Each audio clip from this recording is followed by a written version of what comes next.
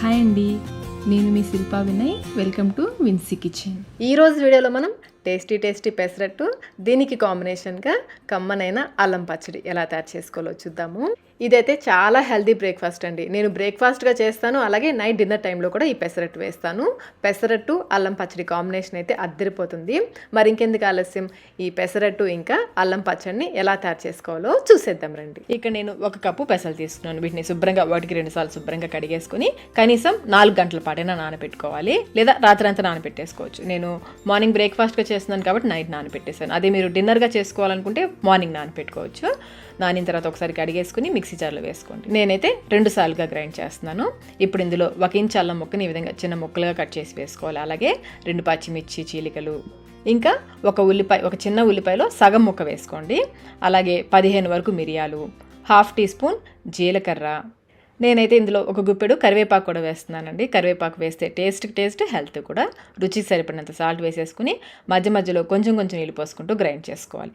పిండిని మరి మెత్తగా గ్రైండ్ చేయాల్సిన అవసరం లేదు, కొంచెం లైట్గా బరకగా ఉన్నా పర్లేదు. ఇప్పుడు ఈ పిండిని ఒక గిన్నెలోకి తీసేసుకోండి.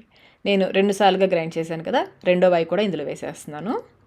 ఇప్పుడు ఇందులో 1/2 టీ స్పూన్ జీలకర్ర, 1/4 టీ స్పూన్ పసుపు, ఇంకొంచెం నీళ్లు పోసి పిండిని కలుపుకోవాలి. నేను కొన్ని నీళ్ళని మిక్సీ జార్లో తొలిపేసి పోస్తున్నాను.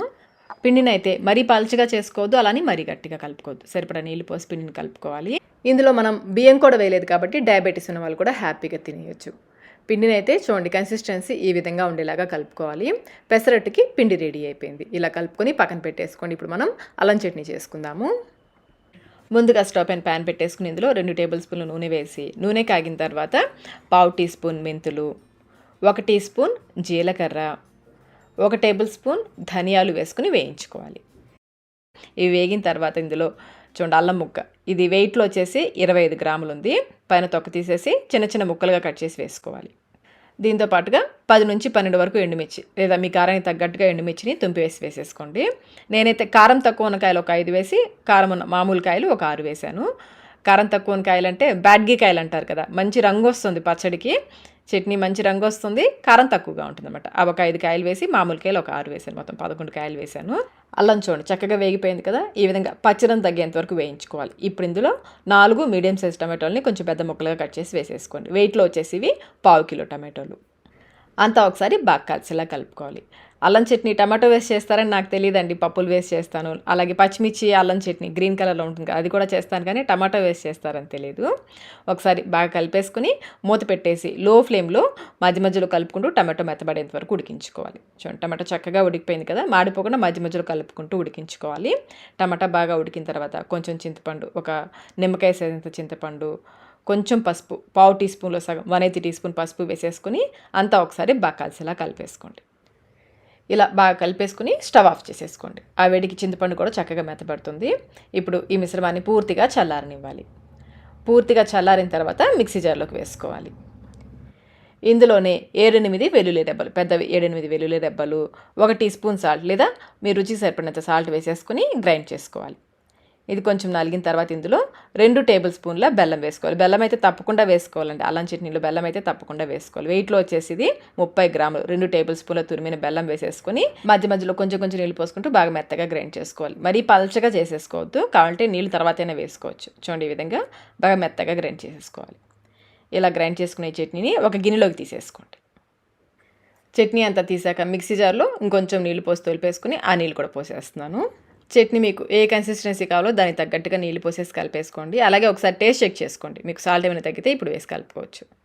చట్నీ రెడీ అయిపోయింది కదా, ఇప్పుడు మనం ఈ చట్నీకి పోపు వేసేసుకుందాం.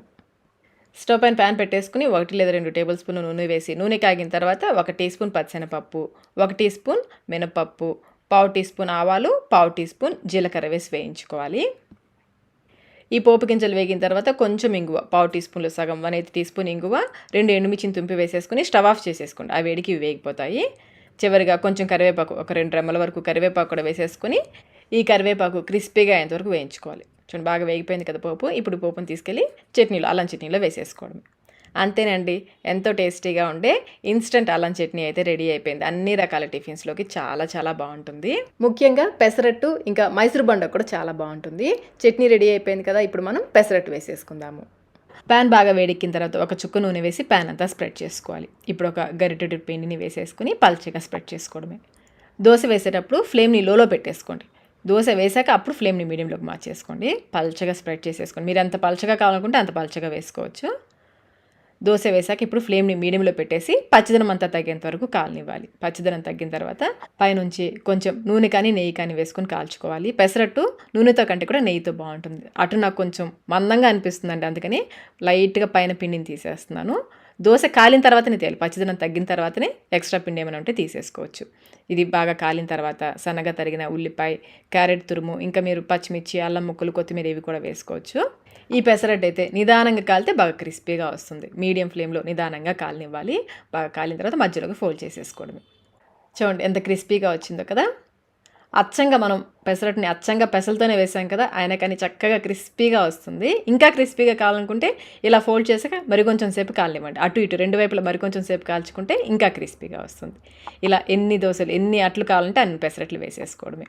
2 తిన్నా చాలండి. ఇలా చేసుకొని 2 తిన్నా కడుపు నిండిపోతుంది. టేస్ట్ అయితే అద్దరిపోతుందండి. ఈ పెసరట్టు, ఉల్లిపాయ, మిరియాలు ఇవన్నీ వేసాం కదా, చాలా రుచిగా ఉంటుంది. మరి ఇంకెందుకు ఆలస్యం, ఈ స్టైల్లో ఒకసారి పెసరట్టు అల్లం పచ్చడి తప్పకుండా ట్రై చేయండి. ట్రై చేసి మీకు టేస్ట్ ఎలా అనిపించిందో మాకు కమెంట్ రూపంలో తెలియచేయండి. వీడియో నచ్చినట్లయితే లైక్ చేయండి, మీ ఫ్రెండ్స్కి, ఫ్యామిలీ మెంబర్స్కి షేర్ చేయండి. ఇలాంటి మరిన్ని రెసిపీస్ కోసం మన ఛానల్ని సబ్స్క్రైబ్ కూడా చేసుకోండి. Thank you.